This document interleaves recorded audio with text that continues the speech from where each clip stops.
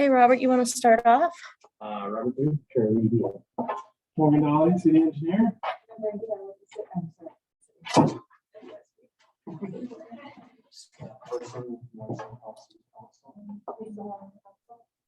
Chairman Planning.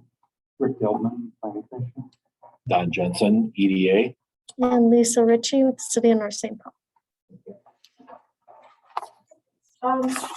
The agenda is that looks a little short, but I think that it might take up most of the time.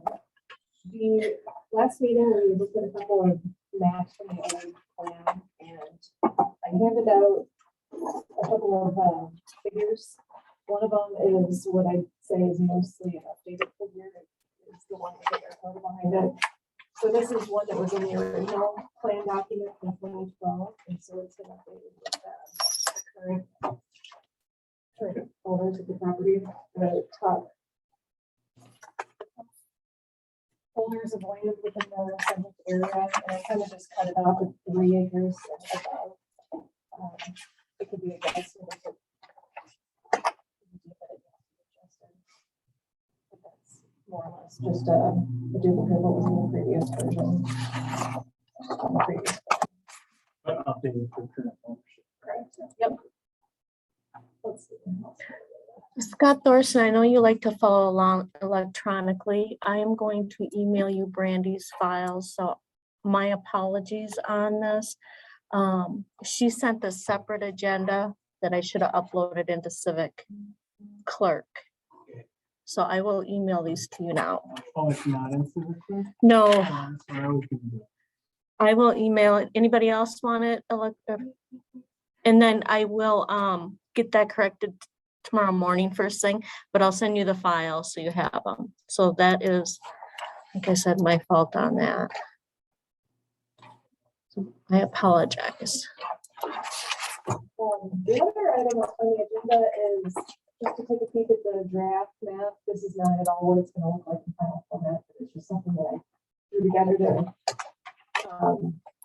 itemize the changes that have occurred since 2012 that we talked about at the last meeting. And I kind of was going through it parcel by parcel to identify what I thought were vacant lots based on the most current air folder that I had access to, and things that I made assumptions on that aren't likely to change.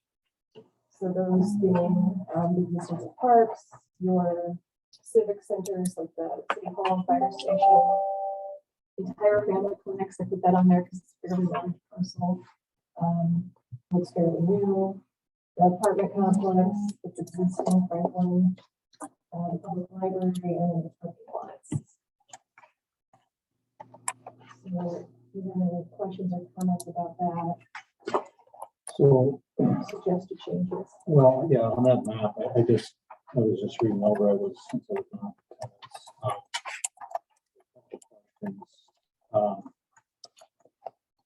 so item 5 identified as the Ramsey County Library. What am I missing there? Well, maybe I'm not correct on that, but I believe that's what it was coming up as. That's the community, the old community center. Three books in the corner. Yeah, it takes up a space about as big as this table Yeah. in the community center. So I just think it's misrepresented. So what is that? It's a community center? Yeah, within the community center, which is Franklin. I believe that's. Yeah, so it's right. Oh, that's on a second. So do I have the location incorrect as well? No, I think that's right. So it's over here, and I know these parcels are, you can see it, there's a few combined here, just, that or have not been combined, but come up with separate PIDs, but I think it's Oh, relatively accurate, 5. But I think, yeah, the question is, how do we want to represent it? community for- center thing here. Right, And library, community. yeah, but the whole kind of, if you want to call it a space, right? Which may or may not redevelop, and may or may not redevelop in parts and pieces or a whole, and then I think we could call it, Okay. whatever we want to call it, community center / library. Yeah, I would / probably throw that in there. I think that'd be more appropriate. It's a little misleading to suggest that. So. Yeah, community? No, it's It's not, it's not. It's not, it's maybe. I'm taking the letters out. Yeah. We call it old. Gonna call it community center? former city-owned building that we rent out now. Oh. And then the former library is part of that.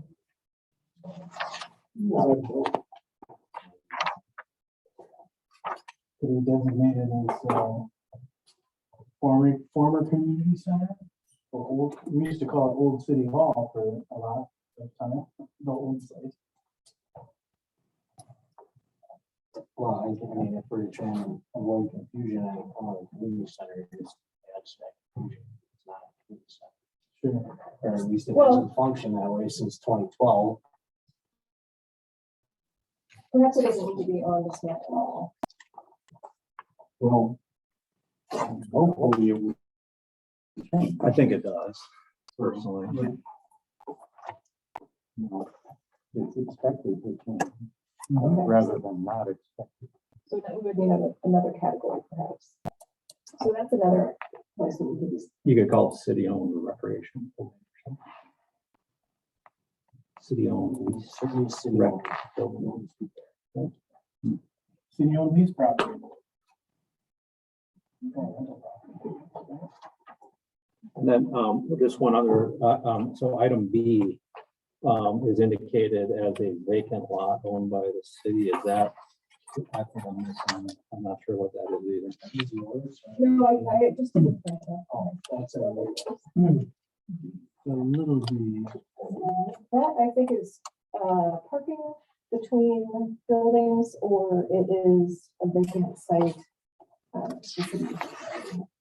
No, that fell through. Yeah, I think this is the knick-knack shop. That we Yep, tried so to that might put- be a timing point. That could just be deleted, right? I mean, Yeah, that's, it's not- that's under private ownership right Right. now. So B is no longer open. Seems to me we talked about the Lilly building last time as being something that's likely to develop or hopefully will develop. It is, but it's still under private control, so. This is just changes since the 2012 master plan kind of scratch map, right? I see. Yeah, so Yep. we did talk about that.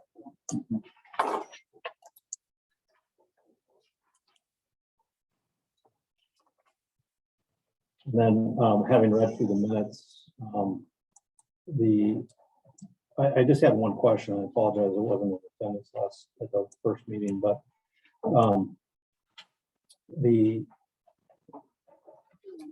at the outset, at least in trying to figure out what we were doing here was that was there going to be a point on the continuum of the committee that there was going to be a decision that we are going to do a comprehensive update to the redevelopment master plan, or have we already gotten there? I think at the genesis when it started, at least it was my understanding that we were going to discuss with this committee, is it a useful document? Should we do it? Was kind of first step, which you may or may not. I think And we maybe- got through that, and then so the effort of the task force is to inform that update. Got it. Okay.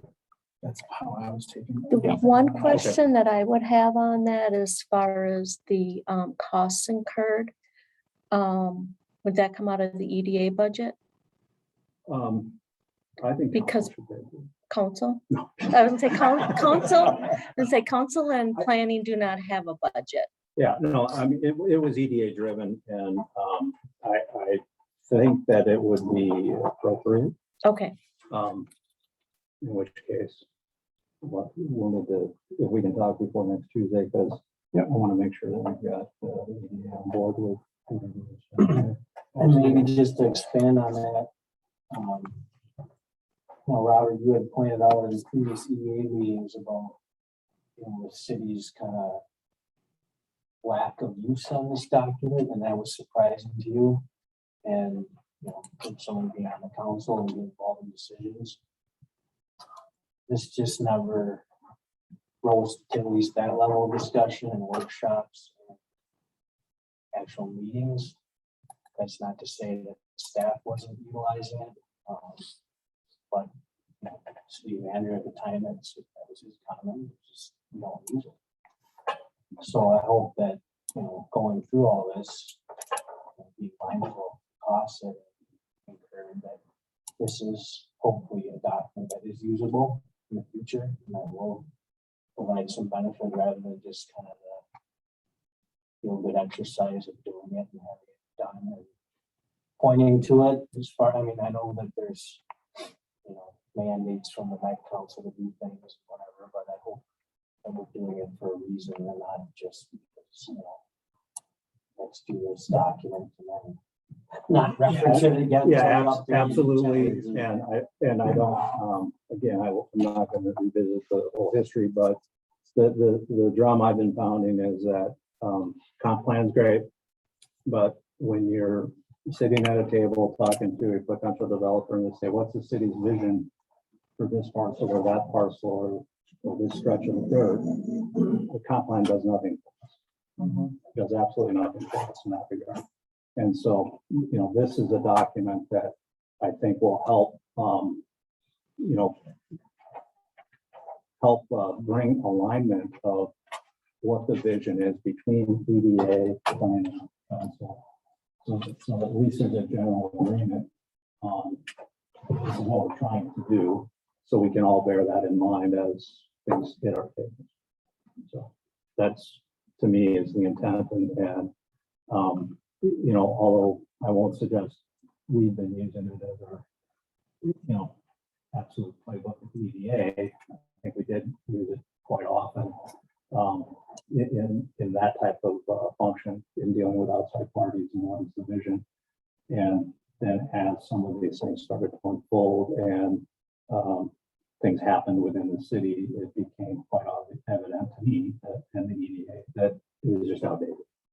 And we needed to get it up to speed. So, okay. So yeah, if we're already to that point and we're going to do an improvement, I guess the thing I would ask Morgan is that we get a general. Yep, scope. so we've developed kind of a scope and budget, Okay. Randy has, and so maybe what we can do is have a quick Zoom call with you or Teams meeting or something. That would be Share good. that with you. I think it's intended to be somewhat scalable, right? Obviously, more meetings or public engagement takes a little bit more effort. Understood. And, if we're efficient with our time and I think that the way that we looked at it is that this is a kind of an overlay update. The plan that exists certainly has some decent stuff in it. It's just out of date, right? And so once we're done, the deliverable will look the same, just with kind of new information, and maybe if there's some revisions to the goals and objectives that is a change. Certainly that's part of the task force's purview, which I don't think we've gotten to yet, but maybe that bears some more discussion.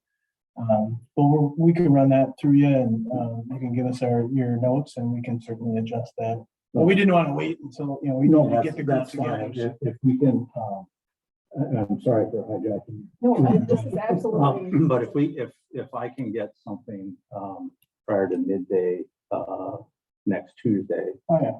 we have an EDA meeting that night, and then we can make this a little more efficient in terms of your efforts, so you don't have to go to council and get paid.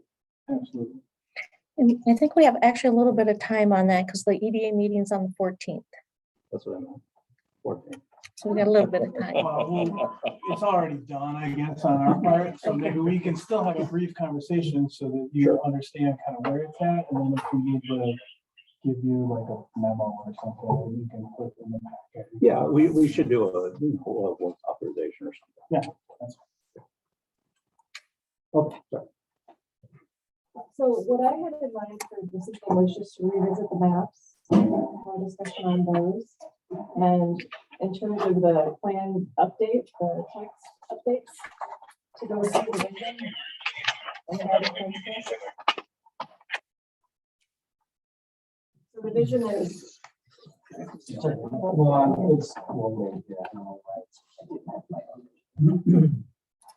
you want to take a minute just to brief. Read through these and you can go through the one-on-one. See if this is still what you're thinking with this document. Yeah, I had a chance to read through this beforehand, and I guess just want to echo my comments from the last meeting and just how it says it recognizes reality. Mhm. And how I pointed out, a lot of these maps in this original plan basically have the whole town. Which we can know.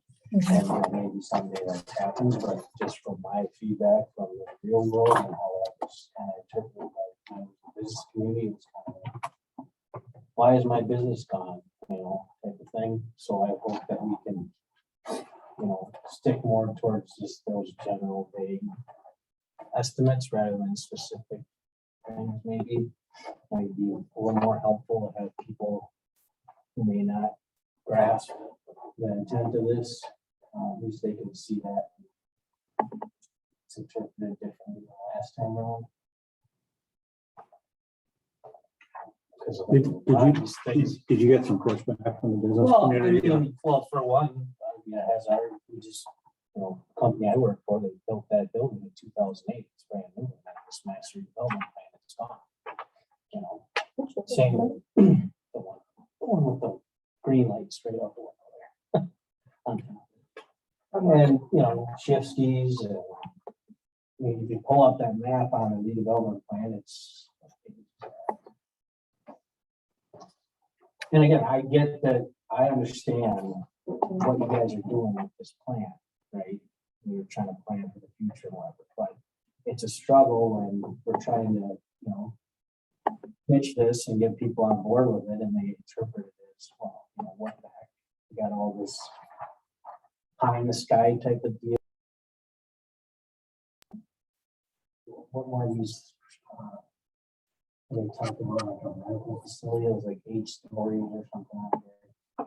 I mean, that just kind of that stuff, I don't see that as reality. I mean, maybe someone does want to come in and do that, that'd be great, but if we're gonna talk about it, it recognizes reality. We should talk about what that is, right? I mean, we're gonna go through this map like last time and just kind of say, okay, well, from this stretch of Helen down, we want to see different things versus what's there now, which can be a mix of antique stores and bars and whatnot. Yeah, I think that's fine. I think it's fine, what you're saying. I don't know that we want to get into, casting some wand over downtown and saying, well, we don't, this building, we think there's a better use for this whole swatch area when there's a business that's doing just fine there or whatever. So in any, graphic depictions or even text as far as that goes, I think it's appropriate to, just indicate what things are. Now, I think there would be some exceptions to that in the sense that the Lilly building is a good example. We know the seller wants to sell. We know that they're not going to continue to, there's not going to be status quo there. And it's a significant parcel, at least on a portion of the 7th Avenue. I think in that case, it would be, we're engaged with them. I think it would be perfectly acceptable to say, to indicate that as a future redevelopment possibility. Likewise, you have the little infill spot over here. The old, a lot of people refer to as the old medical center site between Sidewinders and the tattoo shop. From a development standpoint, yeah, it's nice and cute, but if anything happens there, something else is probably getting bowled over to make something more significant. Now, that's probably not something we want to show in here. We just show the site that's there and available, and the process as these things go. You come in, you sit down, and if you need more help in the room, you go get it. That makes sense. If I may, to what degree and so is redevelopment looking towards? I mean, it is, of course, set in reality, and I don't think it's suggesting that we're just gonna blow up all the buildings and businesses, but I don't feel that is the intent. It is my understanding when the opportunity arises, say, so wants to sell their business or not, then that redevelopment has that plan.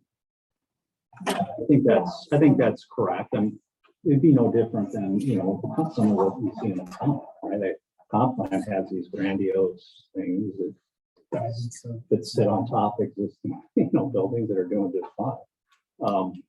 But I understand the sensitivity to it, and I don't know that that's really, you know, I don't know that in this plan that we have to get to a level, and in my mind, if we're doing this right, we're doing, you know, we kind of get a rhythm and a cadence to the updates, and maybe they're done annually as things get redeveloped or every other year or something. I think more to the point, what we're trying to identify again is the vision alignment and picking up things that get missed in the flurry of development that's going on in the city, like we talked about at the last joint meeting. You know, we've just glossed over these downtown pocket parks and things, right? That are in the vision. They're there, we all agree to them, so we want them, and yet we just let things go up and we don't put them in. I think that kind of stuff is really what we're trying to Also, chase. when you look at the two privately held businesses, the biggest ones are blue collar in North St. Paul. You got Burwell and you got Schistee. So that's kind of way North St. Paul's kind of always been based on too. We don't want to insult, you know, not them feel welcome just because they, you know, grinding stuff and doing that kind of work. So we want to make sure that they know they got important places. Gene knows that. Well, one, Who's our audience here? As I think of it as being, first of all, somebody that might want to do some development, so developers. But also for residents of the city, kind of understand where we are and what, you know, what our vision is. Maybe for the developers, with some, you know, just the facts kind of things, it would be really useful to emphasize in what we show on maps. So for instance, the square footage of buildings, the number of acres of land held by one group, you know, we're kind of moving that direction, or have done that to a great degree. Age of the building. I don't know, it might be pretty sensitive to get into the value of the buildings, because that starts to get to, you know, okay, even though there's a business here, there's a real possibility of redevelopment occurring. Or if somebody says, oh, if we only own that property, what would it cost us to pick up that one to do a much larger development?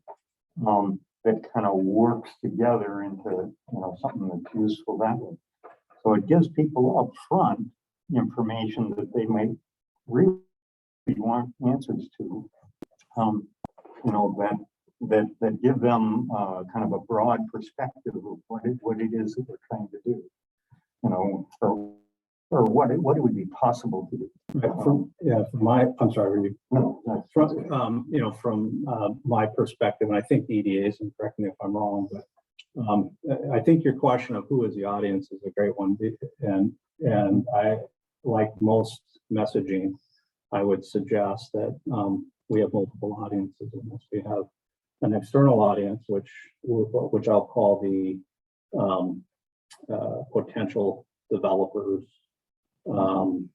and folks that we're trying to attract to the city. All we're trying to, you know, like you mentioned about, do we get into like property values? We don't need to dive that deep. They can do that work. They know how to do that work.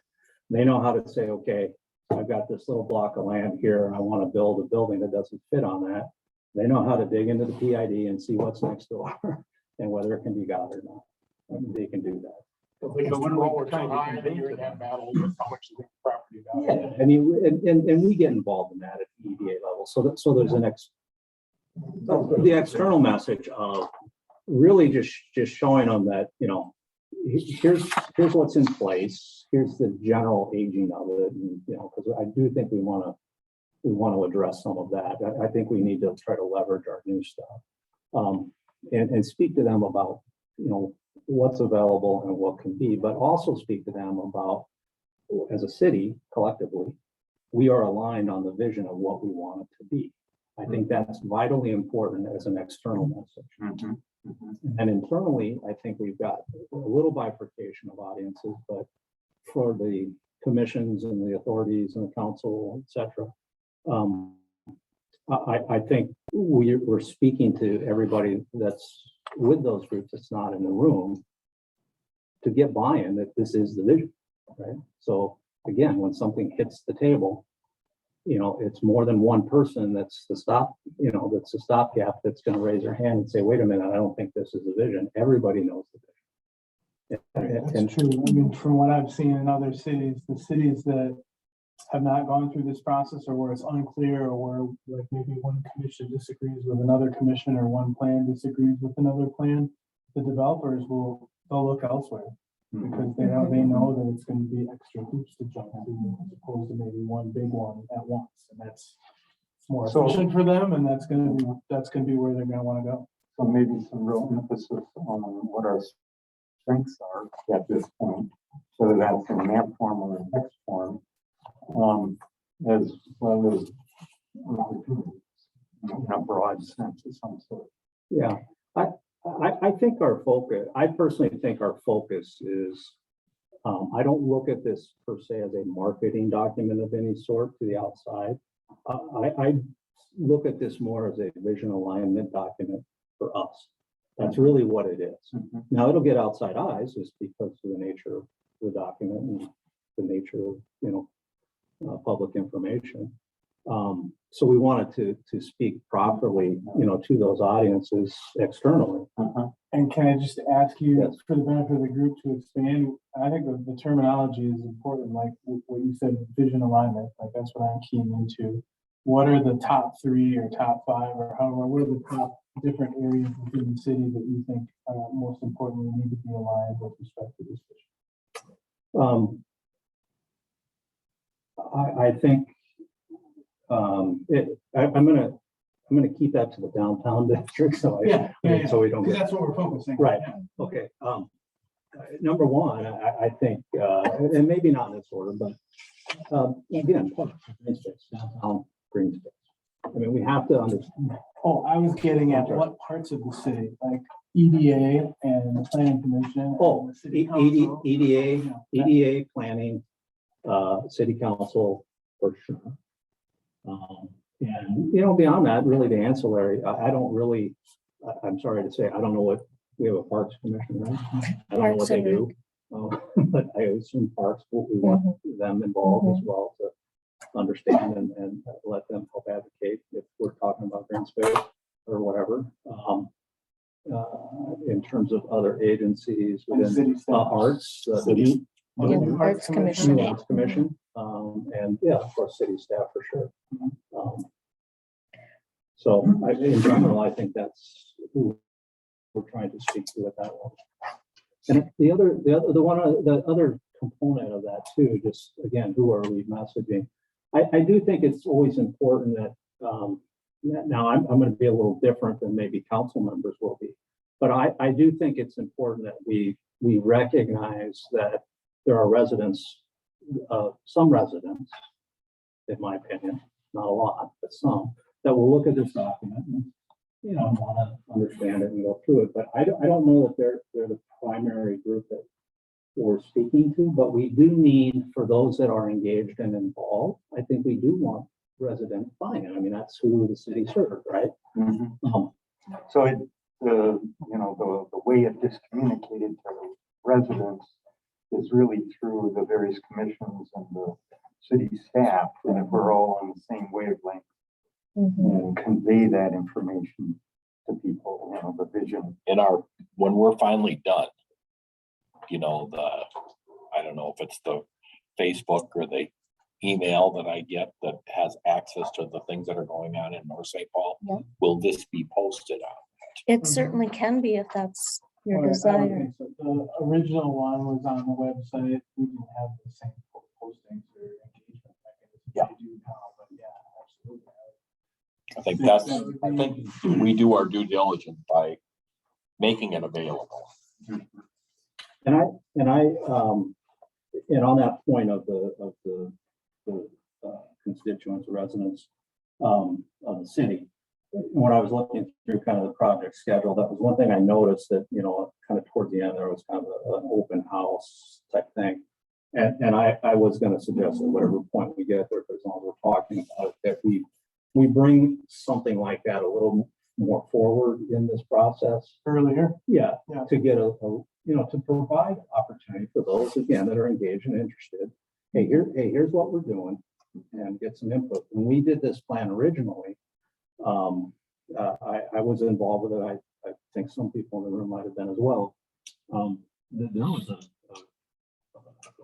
heavy reliance on the residences and some working sessions and kind of not, I'll call it public comment for lack of a better term, but opportunities for people to say, we want this. This is what we think it should be. And I think that's important, that is part of the process and not at the end, but maybe a little sooner.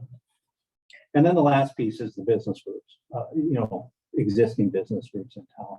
We're also kind of speaking to them. And we do, I think it's important that existing businesses, part of retaining them is, yeah, I'm in a city that's got a vision and a plan and it makes sense and I like it. And I'm on board with it, right? At the same time, trying not to offend them by showing their building obliterated and something new in its place. So we have to strike that balance. One thing that I'd like to add to the conversation, and correct me if I'm wrong here, Rick, but I think what changed since the original vision went out was that the ordinance for the downtown district used to be conditional use only permits, and it's not any longer. So unless that changes, I don't know that the city can execute a vision for the downtown area. Well, I mean, I think that is maybe something that comes out of this on a separate path. But I still think that we have to understand what we want it to be. And I wouldn't expect part of this process is that we're going to say, okay, on this parcel over here, it's going to be this and nothing else. That's not what we're trying to do per se. It's just, this is what we think fits here, right? And because when then people are working, you know, I'll say behind the scenes or in their day-to-day efforts, and you know, somebody, I'll use KJ's as a perfect example, the old KJ's catering building. So if somebody comes in and approaches the city and says, hey, you know, we want to do this, and we want to put this thing in here. But that's usually after the fact. If it's privately owned. And they may never even show up if it's privately owned, which in kind of the case of KJ catering, I don't think they did. I think they Right, showed up right. at And the planning same table at some point. when they go to apply for the business license is when. Right, and some of that we can't control. We can't control all components of it, but Well, we can, well, if we change it back to the If we- conditional use permit. no, I don't know that we, I don't see that as being- To our advantage, No. sure. Well, that Well, was it's just just- kind of a mindset before, it was control of what goes in. And the council previously had said, this is a special DD district, everything in here is conditional use, so maybe it was after we got rid of conditions and created a diversified district where you didn't have to do that. You didn't have to have that conditional use. So by having that, that's saying, well, if I want to buy Kurt's building and I just want to let it sit, I couldn't do that without coming to the city. Right. I could approve my conditional use saying, no, I'm gonna build that. Yeah. You know, an adult daycare center, and then they sign off on it, and then nothing happens. About that. But just to listen to some of these comments, I mean, would it make sense to kind of highlight these two major development projects as like what this is supposed to envision? And we've gotten through everything that's been talked about with the Sentinel building and how that was a parcel that was owned by the city and then basically partnered with those private entities. There's a pretty complex, well, maybe it's not so complex to some people, but to me, it's pretty impressive how they were able to negotiate the purchase of a private business, 2 parcels of land, and then the homes behind it, and kind of taking a project and put it in, and how the city was flexible and working with the developer and get testimonials from them about working with the city. And then the other example is how the city got involved with the anchor block site, basically just bought the whole thing, fronted all the risk, but had some developers interested. And then, I mean, to me, it seems like. So the that's city has to be something that we involved in wanna some way. highlight to Say, here was our plan in 2012. And here's some obstacles that other cities run into, here's what we had, and then all this happened at once, and just kind of show them as like a case study of how. That's This exactly. is what we're trying to do, this is what we're trying to accomplish, and here's two examples of, I'd say, very different projects. Yeah. But how they went down and how the city came in to kind of partner and work with. You know, because not all development has to be city driven. But when you look at the map here, we're only over 20% of the parcels down. I mean, it naturally, we're going to be involved, whether it's planning commission, whatever, if people are coming to ask for variance and things, but to me, it sounds like if we're trying to, who are we trying to reach? And if it's developers, and we can illustrate, yeah, we have a plan, here's the plan, and here's how it's been implemented, and here's how it's worked, and here's two great projects. Yeah. And just kind of highlight Yeah, how they all went down and incorporate that into this. I mean, that's more real world, that's as real world as it gets. absolutely. Um, Yeah, my only concern is that with any of the privately owned buildings, unless the city somehow gains control, you wouldn't have say. Yeah, but we can, I don't think we wanna, we're getting a little in the weeds, I think, on that. I think that, you know, from, the people that do that work, be it outside developers, EDA, what have you, we know how to get that done if it needs to get done and the market dictates it to get done. And so I think worrying about that at this level is not, something we should try to, you know, concern ourselves with this plan. I think that the plan is what do we want it to be? What do we think it should be? You know, what's the vision for it? And, you know, this, again, the messaging component, it's in part for the developers for sure, but I personally think the more important piece of it is, do we agree as a city what we want it to be? That's probably more important. The rest will kind of, I don't want to say it'll take care of it itself, but the function of a developer that, again, wants to do something, have an spot, and not enough But room. that's the communication we're trying to create here is, this is what we agree is something that's important to us as a city. Yeah, It could be, but to Scott's point, it could be as simple as adding something to the guiding principles section, or that says that, you know, based on past successful developments, the city is interested in being a full partner within these areas, right? And I'm not we can against- reference those projects. I'm not against the case. I think Yeah, that no. case studies are a great idea, but Because again, in Right. terms of how a developer is gonna look at city A versus city B, if they know that they have a willing partner to help them get through the process versus someone who's just checking boxes and maybe more of an obstacle, they might pick the more of a partnership approach, right? So, and on the, you know, you're talking about the control part of it. You know, we may not have, you know, total control over what. Business goes in there. Control over what gets developed, but we influence it. And this document, I think, goes a long ways to influence what direction they're headed, and communicating that, you know, that vision is really important. And I think one big, huge aspect of that is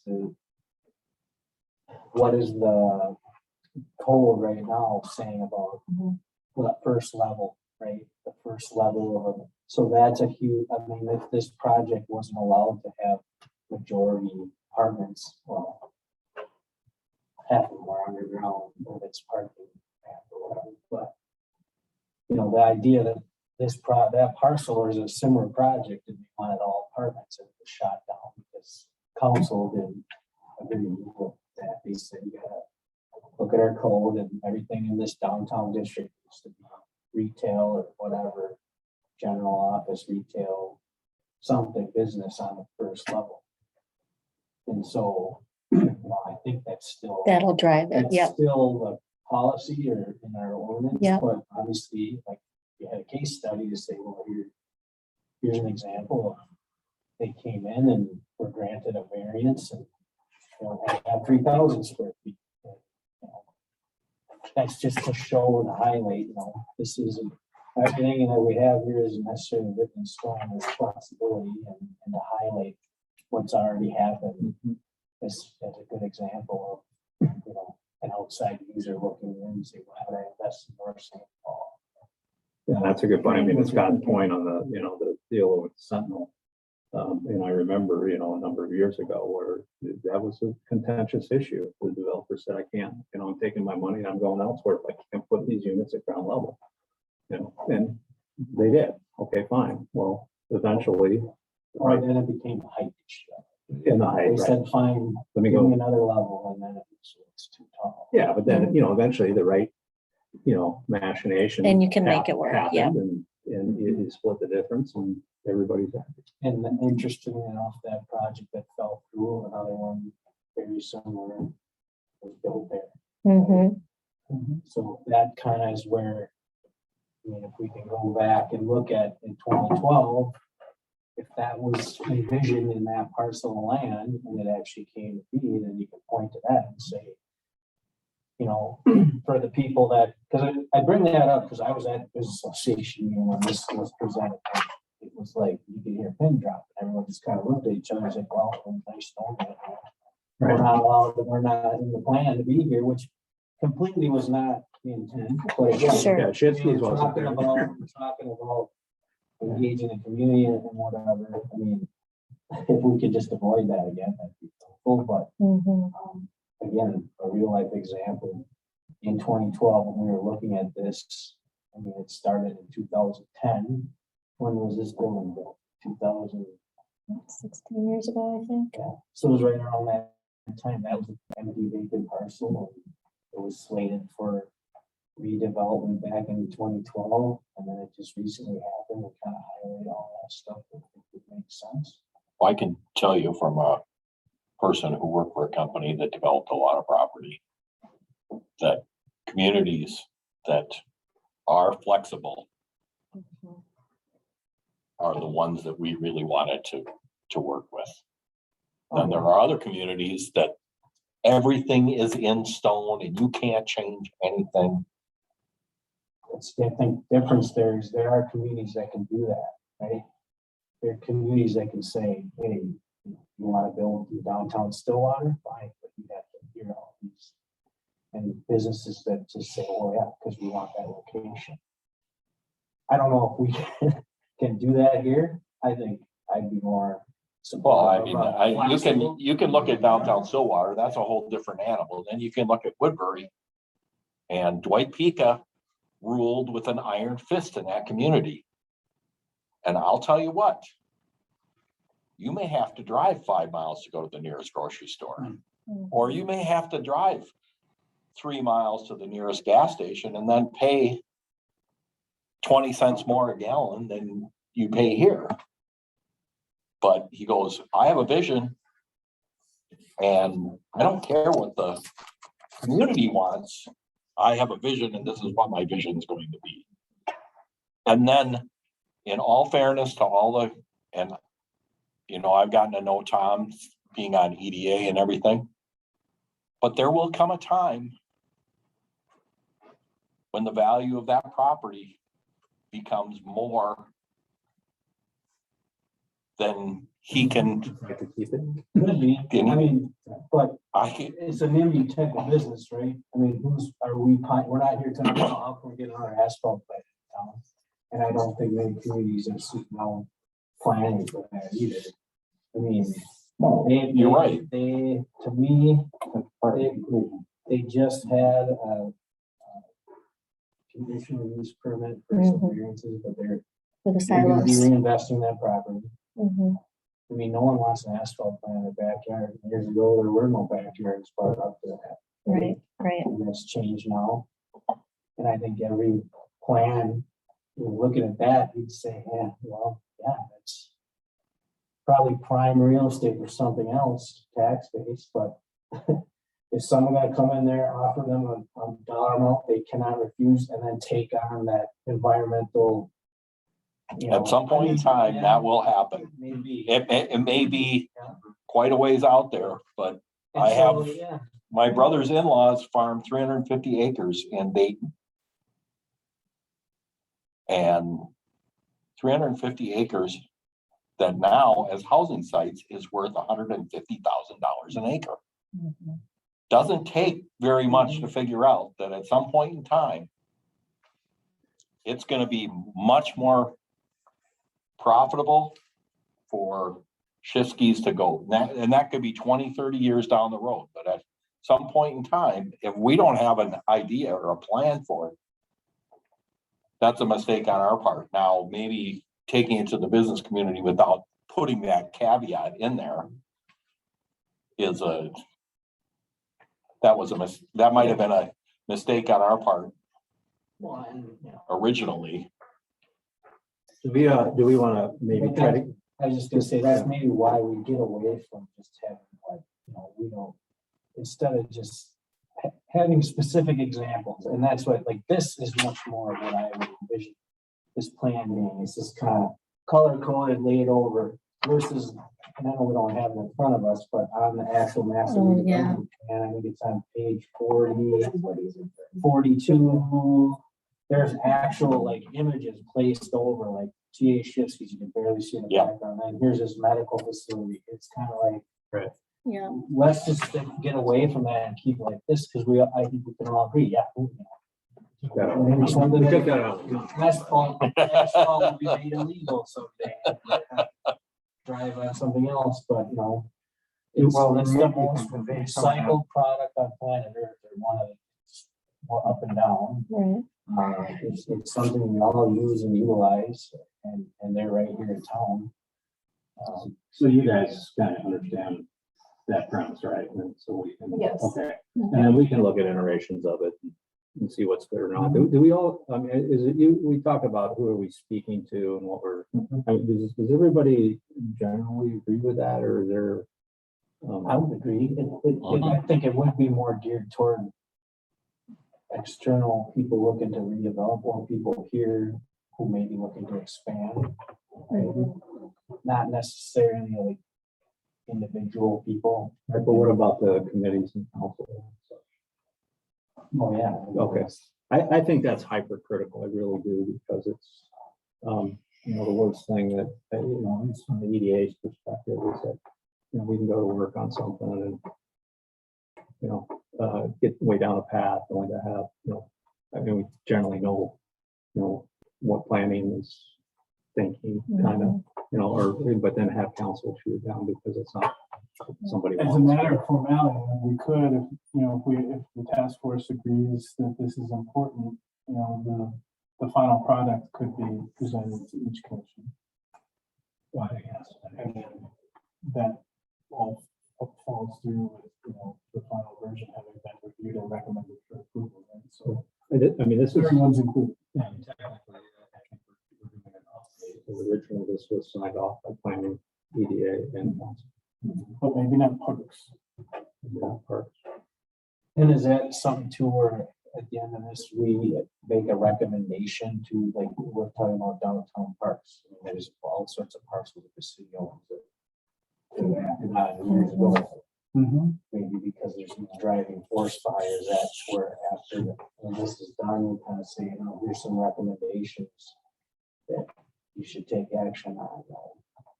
Parcel, whatever here, turn it into a park in the next 5 to 10 years or something like that, or is it just more of? Yeah, I don't, it could be. I mean, I think part of that, and I'm trying to think back to the original process, which was, you know, certainly there's some graphic depictions of, we're gonna have a park here and we're gonna have this type of building here, and, you know, if you're speaking to, and that wasn't necessarily saying that's what it's gotta be. It was more, I think the intent was just more, we need to, There's one possibility. yeah, we need some housing, we need some, these types of businesses, we need some green space down here. Didn't matter if it went here or there, really, I mean, it probably does. But, you know, we want it in the right spots, but But just as a guiding document, it gave us the opportunity to put it somewhere and show And one of the I would reasons- hesitate. Because in our TIFA report every year, it talks about land that the city holds for resale. Technically, a lot of this stuff, whether it's owned, it's all just owned in the city, but whether or not it was acquired through nature or whatever. You're just looking at that and they make a comment that, some technical jargon about the differences in governmental accounting and whatever, and then it's just, and there's no plan. So absent of a plan, like they're kind of saying, this land, not really listing what it's valued at properly, and there's no plan on why you have all this land. So maybe is that something that this master redevelopment plan, at least for downtown, should highlight? We say, the city owns 20% of all this land here highlighted.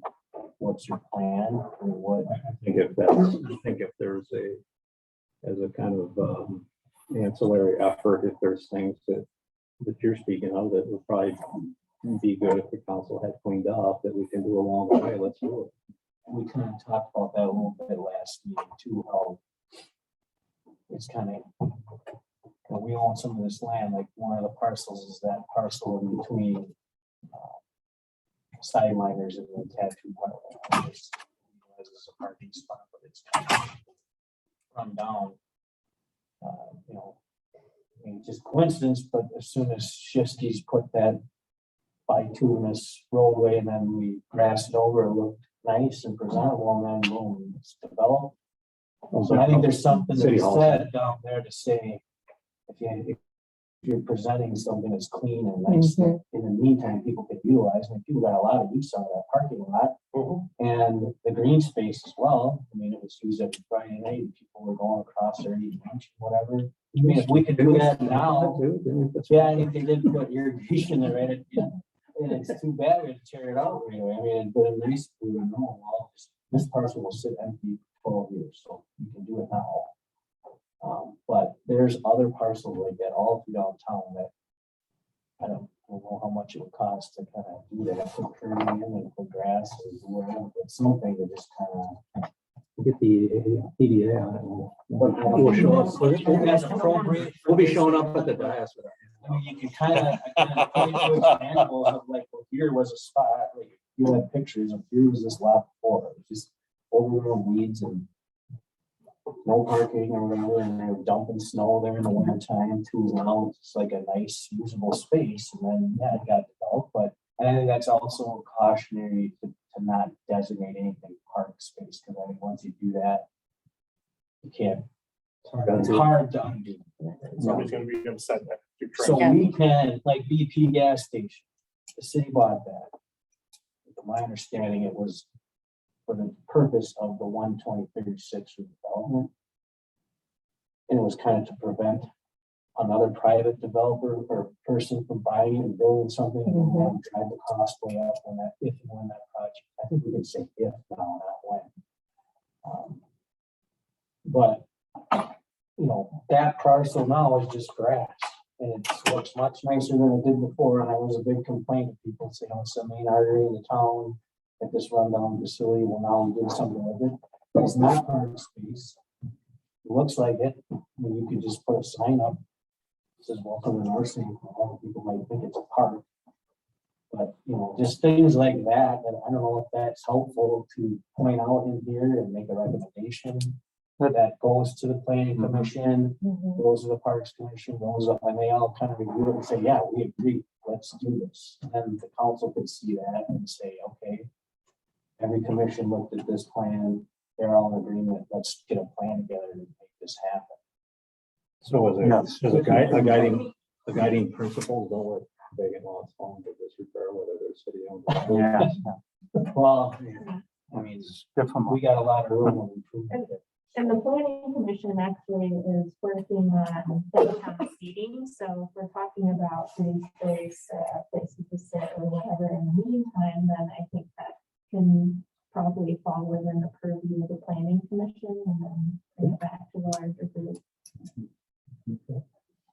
So I would be a little concerned about being too specific about what the city property could be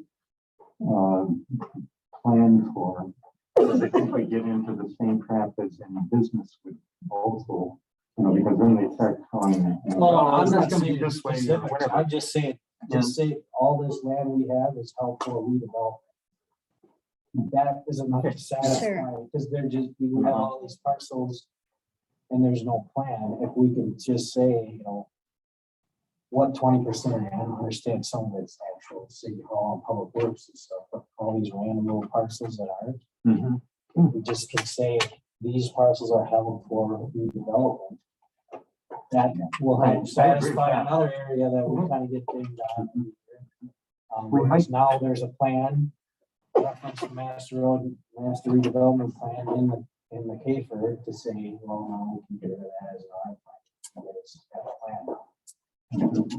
You might also be able to get a little bit further on describing the vision through the mapping process if we soften the edges of, rather than using boundaries, use kind of, drawn areas or appear to be drawn areas so that the boundaries are somewhat nebulous. And I think that conveys something to people. Regardless whether it's private property or public property, if we're saying, this core area in here, we want to concentrate a lot of the business here. And here we want to, housing is more of what we would see as being useful. Kind of where density is more downtown and kind of gets. Yeah, right. And to convey something that way, rather than making it real specific, so that property owners, for property they own or for city property, are saying, well, that's what you said it was going to be. I don't think we want to get into that kind of crap. That's a problem for everybody.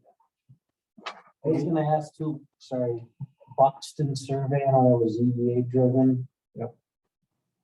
I don't. Yeah, out of date, and then that was another thing too, we kind of paid all this money and they came in and presented, and I don't think the actual statistical information or whatever they had made it to the council level. It just kind of one of those things that kind of disappeared. But I was gonna ask if there's anything in that survey that wasn't specific. I mean, I think they did have some good things that they pointed out. And you shouldn't just look at yourselves as North St. Paul. You're a community within a large metro area. They had exact statistics. There's something like 100,000 people that live within a 3.5 or 4 mile radius of North St. Paul. That was something that they were saying you should be presenting to businesses as an attractive feature, not just keen in on, well, we might want to build a McDonald's here. We're going to get the traffic count, Yeah, which we'll never get, but I mean, that's a key point because, our discussions with the Port Authority and some of the work they're doing with EDA now, something that's gonna happen here real soon is the Hillcrest redevelopment. And when we look at that, you look at that Hillcrest redevelopment and you look at what is planned over there, again, whole bunch more bodies, the families, houses, housing, etc. There's not a lot of retail stuff planned to go in over there, if any. It's pretty limited. And so when those people are looking for services, they're gonna go, right now, their choice is to go to the Hilltop area, White Bear Lake, Sunrise, and I'm saying in the immediate area, or Maplewood, or they can go, it's pretty close. Same thing with the 500 homes that are going in, or units going in over in Oakdale. There's a straight shot right into our St. Paul. Let's make it, let's accommodate. North of Nation. So do you think that we need to kind of have the guiding posts for what type of businesses we would like down here? I'm really trying to get this back in Brandy's hands so she can get down her agenda. Okay. And I think that's part of the Q&A that's gonna come. Yeah. or I don't know. Actually, Or the is this helpful? discussion is extremely helpful. But to get to the question that you just asked, I think that in terms of the vision that you described, having the nebulous boundaries of the map to help, be able to present this. This is what we're thinking as our EDA, Plan Commission, City Council. This is what we want our community to be. I think character areas might be useful for that. What I mean by that is kind of have your boundary of the general, this is our downtown. We want the character of the downtown to be multi-story, maybe cap it. I don't know if there's certain, there's some discussion, kind of like there's maybe 4 stories might be a maximum. I don't think there is, there's just a perceived, I mean, I've heard people say you can't go over 3 stories because the fire truck can't get it, that's not true at all. Was the 35 feet, is that just for residential or is that commercial? I think that's probably for your single family, Okay. but maybe commercial too. The reason I keep driving this point, Robert, is that antique mall. In downtown, a height restriction on the building. Okay. I don't believe one exists, but We should I check. think the guiding rule used to be the top of the post office. What did you call it, Brandy? Character? Mhm. Yeah, I would suggest that you've got character areas. I was kind of looking at this and trying to drop another. So we can, so we can maybe prepare some things for you guys to react to if you guys think that's kind of the right direction. We don't have to, we can have a starting point, just like we did with some of these maps and edit them, add categories, different categories. And then, yeah, and then within there, then you have your, we're comfortable with X, Y, and Z. Height restrictions, or we want to have it look nice, so perhaps there's additional regulations, or maybe it's as simple as. Maybe you don't get that specific. Yeah, I'm hearing a lot, we want to be flexible, so. Yeah, this And- is high activity area for business. And this Let's is- not say 56 feet. Or Yeah, we're not trying to summarize. Right. Mhm. That's not what we're trying to do. Right, and some things I think you just kind of, I don't think there's gonna be a huge appetite for someone to come and build like a 12 or 30-story high-rise like they would downtown in St. Paul. It's kind of not. Mhm. Right, but there might be a 70-foot building that we all love and fits great. Which is why we should not have a height restriction if there isn't already one, because that's where, again, we're just like Limiting. cutting ourselves off from even being included in a conversation where, I do think there is, and I think it's 56 feet. Yeah, well, I think it's we're, identifying what we do want and then checking the codes to see if they're flexible on number 4. I think that makes. And you can flag that for potential future discussion on revision. Right. Yeah. Exactly. So the reason I keep getting back to my point, and I wanted to share this with you, that antique mall that just sold, that is going to be Starlift, which is, they were across the street, and it's the lifts that go up a stair. So that's a pretty big sized building, and they want to divide, they're gonna have a nonprofit on one side, and then the stair lift on the main storefront. So, and I know that the Caring for Cats and then the downtown adult daycare. So those, the last 3 big commercial buildings that have sold, that's the type of business. So they're business, and they're accepted within our code. But as far as driving Hillcrest over here, unless something, I don't know. Yeah, we have, from an EDA standpoint, we're looking at this. And, you guys saw the report, council did, I think, I got a copy too, of all of the, the residential, the residences that are coming here, if they're not here already, between all the effort that's taking place. These people need a place to eat, they need some coffee, and they're gonna need these services. Now, it's, I think, whatever has happened there has happened, and would I prefer the DJ Catering not be an adult daycare? Sure. And be a nice restaurant? Absolutely. But, what's happened has happened, and I think what winds up happening here is you now have enough market force to allow somebody to come in here and have a successful restaurant. as will happen in the Sentinel building. And I talked to another developer about just a couple weeks ago about the parcels across the street here.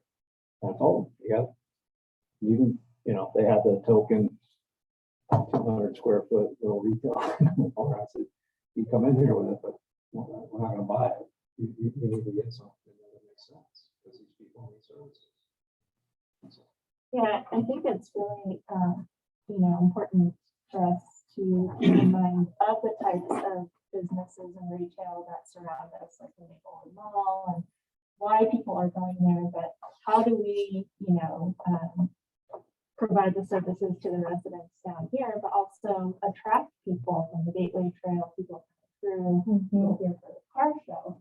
I think that's something for us to really keep in mind, what kind of, we have that small town feel, so what does that really embody amongst this group, I think?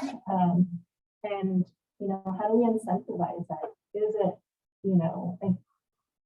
what are developers who do want to come in, or even small business owners to do those coffee shops? I think part of,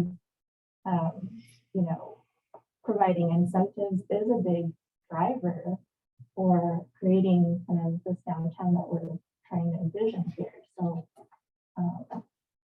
how are we going to strike that balance? Right, and we can make, as we're talking about visions, we can make something that's just outstanding. I mean, we have, subways out of the downtown district now. I was, a couple months ago, I was in a town called Ridgefield, Connecticut, and they actually have a city ordinance that does not permit any national chain, and they define it, and they don't permit any drive-throughs. Okay? And we don't have any. Maybe we do something like that and say, well, we don't allow it. Okay. So what's the result there? It's this huge boutique foodie town. And they got great Burger King has a drive-through. Burger King has a drive-through. When we define the downtown district, we'll just lock them out. Oh, okay. No new ones. I'm just saying, I mean, here's what, this town did. Stillwater was doing that at a time, then they had Derek, but now Derek moved out, now they're back to just seems to be like just regular local. Yeah, Well, and Starbucks too. Grand Avenue is trying to do that. Very same thing. They don't want national chains. And I'm not saying that's the answer. I'm just saying that's an idea. I mean, as we're creating a vision, maybe if we don't describe it as that, we describe it as, what the vision would be that we've got, independent, family owned, whatever the right language. I'm not. Small businesses, Right. walkable, accessible. Right, good food. Meets the need of everyone here and visiting too. Whether they're on bike or they're driving through. So I mean, when we think about vision and what we're doing, and all we can do is say, this is what we would like it to be. I mean, at the end of the day, right, it's the market is going to drive a lot of this. And, we try to, push and nudge and persuade at the EDA and the community development side. But just to kind of continue your discussion a little bit about national chains, before we got to that, I was thinking about, well, what would really be something that would enhance the downtown in terms of draw for people, say from the Hillcrest area, and a drugstore, a Walgreens downtown, seems to me would provide a lot of services. Seems like it's probably a stretch in terms of, traffic counts and stuff like that, but I don't think it's totally out of the picture. So I don't know if I'd want to rule something like that out, the possibility. It seems like that would go a long ways to drawing a lot of people into the area. yeah, I certainly hear what you're planning, right? And I'm not. I would say planning. I put a Walgreens over by Target and put it downtown. I think actually they were looking at they looked at the old city hall site, but their model is they need that drive through. And could have sworn that was part of the Buxton Hmm, stuff. I'll look and see what I Is it- can find on file for that, the Buxton survey. Good luck. Oh, really? Hopefully you find it. Okay. I think I have, I think I have. a copy. Yeah, I will, if I you, tried looking at the website. no, I'll go into the archive files. I have a huge box. I keep everything. I probably have- Well, man, we paid all this money and then we never got a digital copy and didn't even get a full printed one. It was kind There'll be, yeah, but I think that's part of when we really get into the vision, right? I mean, let's say that makes sense. Walgreens, pictures, poison, doesn't matter. I mean, let's face it, that bank, Old National, that building, that thing's not long for this world. You know, and what is that? Does that mean 3 years, 10 years? I don't know. It's not gonna be there. That's gone. Well, banks are changing, they're Right. becoming less brick and mortar. Retail everything- certainly changing. Right. The entire lower level of that thing is unusable. They're not gonna put the money in to fix it. Mhm. You know, the bank's way too big. I mean, it's gonna be gone. It's just a fact. And the Buxton study was, market driven, right? Retail, credit card research, Yeah. purchasing, right? Yeah. Yep. So however many years old, I mean, it is a bit of a different economy these days too, so. Yeah. If we're gonna reference that, we'll need to maybe eye it through the lens of, is this adequate now? It was, Sure. it was